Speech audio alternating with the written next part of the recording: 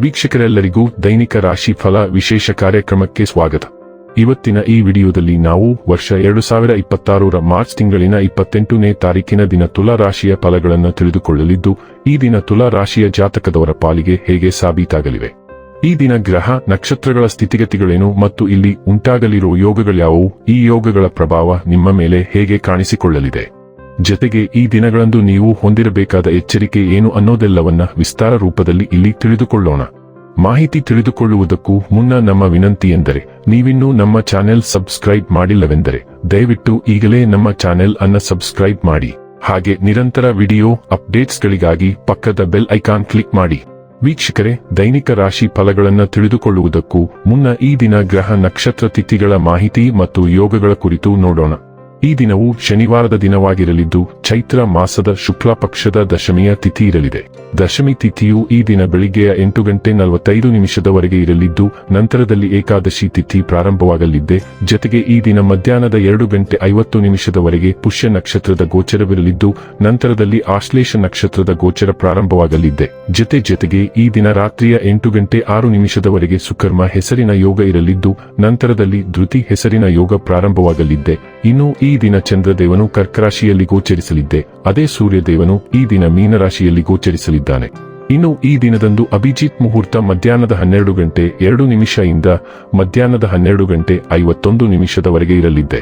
ಇದು ಈ ದಿನದ ಗ್ರಹ ನಕ್ಷತ್ರ ತಿಥಿಯ ಕುರಿತಾದ ಮಾಹಿತಿಯಾಗಿದ್ದು, ಇದರ ಆಧಾರದ ಮೇಲೆಯೇ ನಿಮ್ಮ ದಿನಚರಿಯಲ್ಲಿಯೂ ಬದಲಾವಣೆ ಕಂಡು ಬರಲಿದೆ. ಇನ್ನು ಈಗ ಈ ದಿನದ ತುಲಾ ರಾಶಿಯ ಫಲಗಳ ಕುರಿತು ನೋಡುವುದಾದರೆ, ಗಾಯಗೊಳ್ಳುವುದನ್ನು ತಪ್ಪಿಸಲು ಕುಳಿತುಕೊಳ್ಳುವಾಗ ವಿಶೇಷ ಕಾಳಜಿ ವಹಿಸಿ. ಅಲ್ಲದೆ ಒಳ್ಳೆಯ ನಿಲುವು ಕೇವಲ ನಿಮ್ಮ ವ್ಯಕ್ತಿತ್ವವನ್ನು ವೃದ್ಧಿಸುವುದಷ್ಟೇ ಅಲ್ಲದೆ ಆರೋಗ್ಯ ಮತ್ತು ವಿಶ್ವಾಸಾರ್ಹತೆಯನ್ನು ಅಭಿವೃದ್ಧಿಪಡಿಸುವಲ್ಲೂ ಪ್ರಮುಖ ಪಾತ್ರ ವಹಿಸುತ್ತದೆ. ಇಂದು ಹಣಕಾಸಿನ ಭಾಗವು ಉತ್ತಮವಾಗಿರುತ್ತದೆ, ಆದರೆ ಇದರೊಂದಿಗೆ ನೀವು ನಿಮ್ಮ ಹಣವನ್ನು ವ್ಯರ್ಥವಾಗಿ ಖರ್ಚು ಮಾಡದಂತೆ ನೋಡಿಕೊಳ್ಳಬೇಕು. ಇಂದು ನೀವು ಸೀಮಿತ ತಾಳ್ಮೆ ಹೊಂದಿರುತ್ತೀರಿ, ಆದರೆ ಕಠಿಣ ಅಥವಾ ಅಸಮತೋಲಿತ ಪದಗಳು ನಿಮ್ಮ ಸುತ್ತಲಿನ ಜನರ ಅಸಮಾಧಾನಕ್ಕೆ ಕಾರಣವಾಗಬಹುದಾದ್ದರಿಂದ ಎಚ್ಚರಿಕೆಯಿಂದಿರಿ.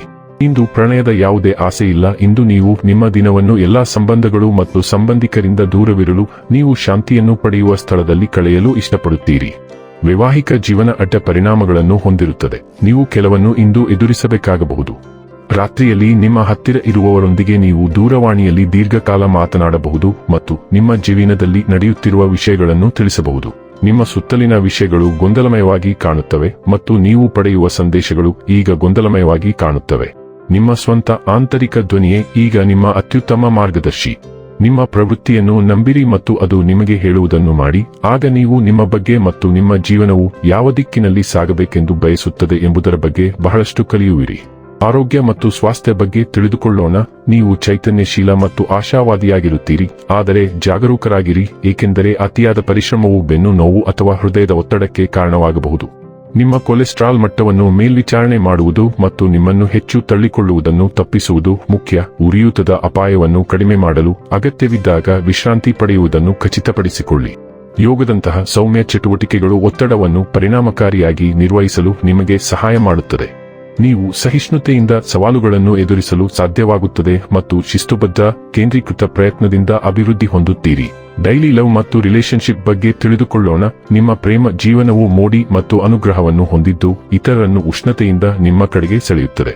ಭಾವನಾತ್ಮಕ ಸ್ಪಷ್ಟತೆಯನ್ನು ಪರೀಕ್ಷಿಸಬಹುದು, ಆದ್ದರಿಂದ ಗಡಿಗಳನ್ನು ನಿಗದಿಪಡಿಸುವುದು ಸಂಪರ್ಕಗಳನ್ನು ಸ್ಥಿರವಾಗಿಡಲು ಸಹಾಯ ಮಾಡುತ್ತದೆ. ಸಂಬಂಧಗಳನ್ನು ಸುಧಾರಿಸಲು ಮತ್ತು ಸಮತೋಲನವನ್ನು ತರಲು ನೀವು ಪ್ರೇರೇಪಿಸಲ್ಪಡುತ್ತೀರಿ.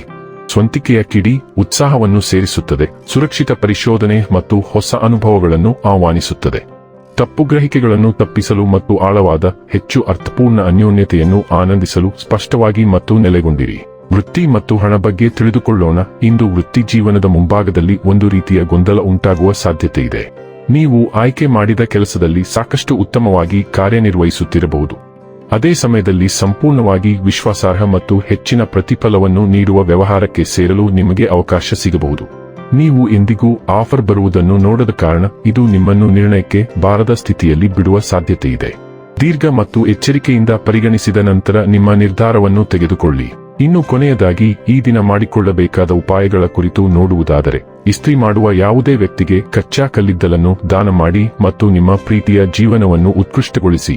ವೀಕ್ಷಕರೇ, ಇದಾಗಿತ್ತು ತುಲಾ ರಾಶಿಯ ಜಾತಕದವರ ದೈನಿಕ ರಾಶಿ ಫಲದ ಮಾಹಿತಿ. ಮಾಹಿತಿ ಇಷ್ಟವಾದರೆ ವಿಡಿಯೋವನ್ನು ಲೈಕ್ ಮತ್ತು ಶೇರ್ ಮಾಡಿ. ಹಾಗೆ ಚಾನೆಲ್ ಸಬ್ಸ್ಕ್ರೈಬ್ ಮಾಡುವುದರ ಜೊತೆಗೆ ನಿರಂತರ ವಿಡಿಯೋ ಅಪ್ಡೇಟ್ಸ್ಗಳಿಗಾಗಿ ಪಕ್ಕದ ಬೆಲ್ ಐಕಾನ್ ಕ್ಲಿಕ್ ಮಾಡಿ.